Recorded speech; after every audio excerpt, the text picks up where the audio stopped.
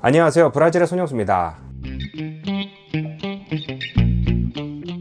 오늘 7월 29일 브라질의 주요 뉴스를 몇 가지 간추려서 알려드리겠습니다. 먼저 올해 10월로 예정돼 있던 시장과 시의원을 선출하는 투표가 이제 11월로 바뀌었습니다. 한국과 달리 이곳에서는 코로나 바이러스로 이제 아마 투표하는 게 어려울 것 같다라고 해서 이제 미뤄졌는데요. 이게 중요한 게 브라질 헌법에는 모든 이제 공직자는 1월 1일 날부터 임기를 시작해야 됩니다.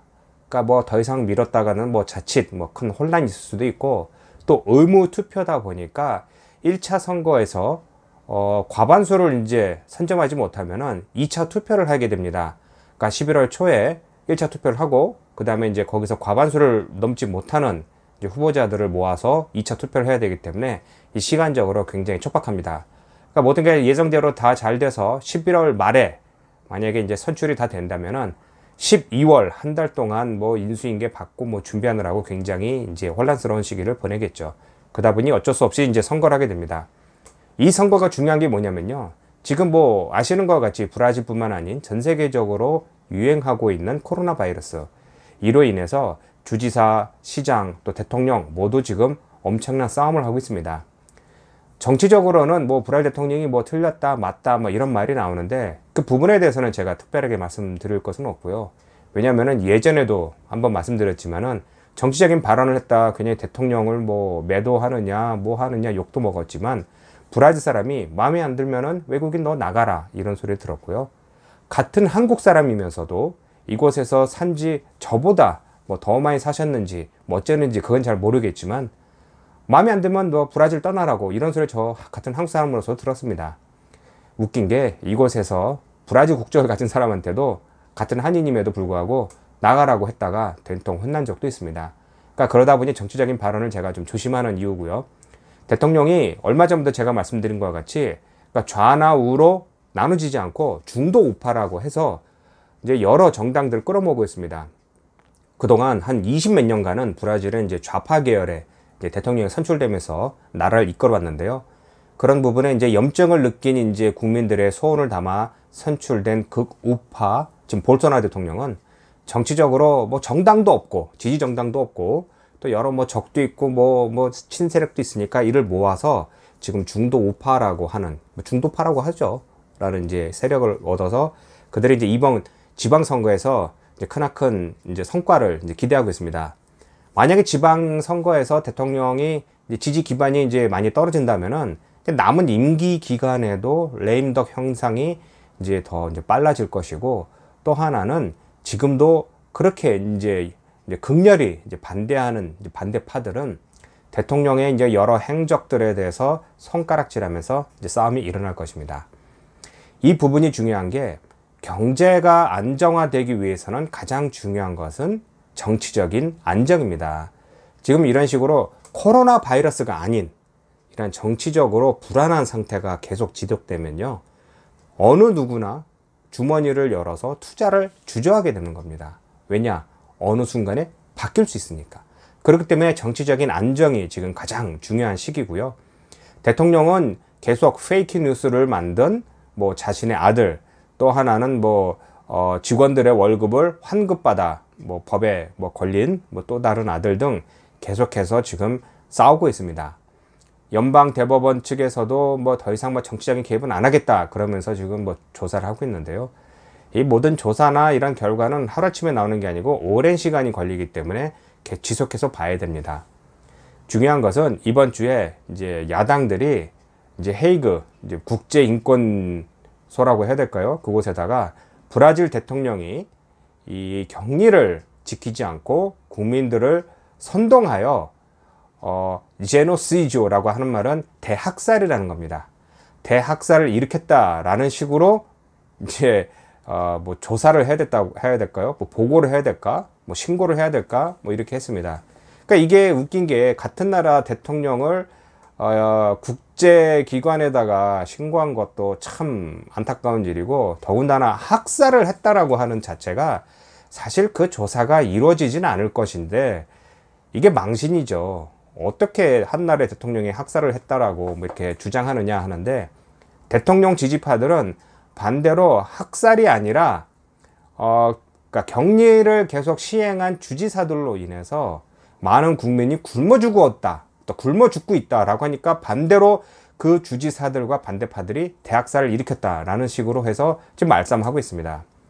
어쨌든 자꾸 이런 식으로 계속 이런 경제적으로도 지금 활성화해야 되는데 이게 정치적인 싸움이 되니까 이제 안타까운 상황이고요. 또 오늘 아침에 나온 뉴스에 의하면은 이제 한 달에 저소득층을 위하여 600케알, 뭐 120불 정도 되는 이제 지원금을 석 달치를 이제 지불하고 또 추가적으로 이제 2개월 더 지불하자, 그러니까 2달을 더 연장해서 지원해 주자, 이런 법안이 있었는데 그 법안에 대통령이 그러니까 거부했습니다. 그러니까 이렇게 표면적으로 보면은 거봐, 대통령 저거 저소득층 뭐 도와주지도 않고 저거 자기네 할 것도 안 하고 저거 나쁜 놈, 이런 식으로 이제 언론에서는 괜히 떠드는 상황이 있는데, 그 내용을 저도 가만히 보니까 대통령은 이 법안이 문제가 있다, 예산을 어디서 따오고 그 예산을 따옴으로 인해서 어떠한 피해를 입고, 그러니까 그 원래부터 이제 예산, 돈이라는 게 그냥 푼돈 끊내는 게 아니죠. 정부 돈이 어디서 흘러와서 어디로 갈 것인지 명확하게 정해되지 않다. 자칫하면 그전 대통령이 탄핵된 것 같은, 내가 이런 행정적으로 잘못해서 내가 고발당할 수 있다, 이런 말을 합니다. 그러니까 이게 어디가 맞고 어디가 틀렸다, 이런 거는 참 애매합니다. 저도 지금 보면서. 왜냐, 아시겠지만 미국에서 보면요, 트럼프 지지파 반대파가 있죠. 서로 죽을 듯이 합니다. 한국도 보면 대통령에 대해서 지지파 반대파가 있죠. 죽을 듯이 하죠. 불알 똑같습니다. 자기 지지파가 보는 눈에서만 관점에서 얘기를 하면요, 그것은 맞는 세상이고, 반대파가 하는 거는 절대로 듣지도 말아야 될 말이 돼버리는 겁니다. 그렇기 때문에 이런 상황에서는 저는 최대한 이제 객관적으로 이제 보려고 노력을 하고요. 자꾸 뭐 경제적인 사항에 대해서 특별하게 제가 이런 동영상을 안 찍는 이유가 지금 할 말이 없습니다. 6월 달에는 또 전국적으로 한 700만 명 정도 되는 뭐 실업자가 있다. 그리고 또 이제 5월 달에서 6월 달 사이에 뭐 한 50만 개의 이제 업체가 이제 폐업을 했다, 뭐 이런 얘기가 있는데, 이런 상황은 이제 브라질뿐만 아니라 인근의 뭐 다른 나라, 아니면 뭐 유럽, 뭐 한국, 이런 것도 계속 지속적으로 있는 상황이죠. 그러니까 지금 한 곳에서만 몰려서 브라질만 이런 혼란기를 겪는 것은 아니고, 원래 코로나 바이러스가 사태가 시작하기 전에 브라질의 정치적인 싸움이 원래 컸습니다. 상파울로 주지사뿐만 아니라 다른 주지사들도 계속해서 이제 이런 아까 오래된 그 페스데베 당이 이제 이끌고 왔던 지역들도 계속해서 이제 이런 자금 세탁이나 이제 불법 자금 뭐 이런 거에 대해서 조사가 되고, 한때 이제 브라질을 대표하고 대선 주자였던 뭐 주세세하 뭐 이런 정당 대표들도 이제 연방 경찰에 의해서 고발되기도 했습니다. 불법 자금은 이제 뭐 세탁을 했다, 뭐 모집했다, 뭐 여러 가지 이제 정치적인 상황이고요. 그러니까 이런 식으로 자꾸 이제 혼란되다 보니까 이제 흙탕물 싸움이 되는 겁니다. 그래? 그럼 너도 조사해봐, 너도 까봐. 근데 이거 어느 나라는 있는 건데, 이런 참 안타까운 상황이고요. 사회적인 문제 보면은 온라인 수업으로 지금 대체하고 있는데, 저소득층 아이들은 컴퓨터도 없고 스마트폰도 없고, 또 안타까운 게 이제 인터넷 시설도 없습니다. 그러니까 한 어린아이는 삼성 이제 매장에 가서 거기에 있는 이제 스마트폰 뭐 이런 거로 인해서 인터넷 접속해서 뭐 숙제하고 막 하는데, 그게 이제 뉴스가 되다 보니까 삼성에서 이제 그 아이한테 이제 컴퓨터를 이제 이런 거를 이제 뭐 기증을 하다 보니까 이제 뉴스화가 됐는데, 어떤 아이는 선생님도 이제 안타까운 모습을 한 게, 새벽 뭐 3시 반에 아이가 숙제를 제출해서 온라인 수업을 줬는데, 그래서 왜 그런가 하고 봤더니 그 시간대에 어느 데 가서 인터넷에 약간 접속을 해서 이렇게 할 수 있는지 그런 시간이 있었나 봅니다. 그러니까 굉장히 이제 열악한 상태고, 원래부터 이제 교육도 이제 굉장히 수준도 이제 떨어지는 공립 이제 학교 수준을 얘기하는 건데, 이게 안타까운 건데, 그러니까 자꾸 이제 사회적으로 이제 이런 차별이 점점 심해지는 거고, 그러니까 있는 사람과 기회가 있는 사람은 그것을 이어가고, 없는 사람은 자꾸 못하게 되는 것이고, 또 그러니까 이제 대학 입시도 이제 1월 달로 넘어갔죠. 근데 사립학교 다니는 학생들은 계속해서 온라인 수업이나 뭐 학원이라든가 뭐 여러 가지 뭐 방법을 동원해서 공부를 하는데, 공립학교에 다니는 학생들은 절대적으로 공부할 기회가 없는 겁니다.